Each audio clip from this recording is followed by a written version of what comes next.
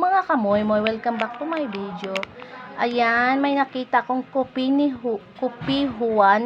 One black coffee 3-in-1. Ita-try po natin siya kung gaano siya kasarap. Ayan.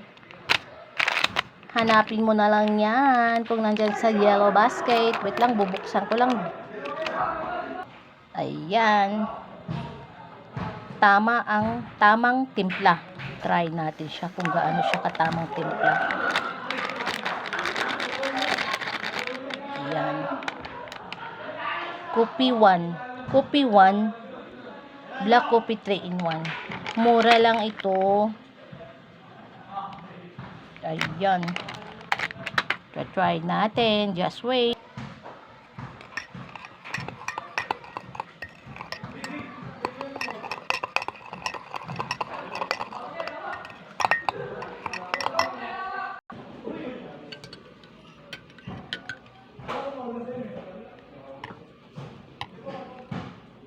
Diba yummy? Try, tikman natin.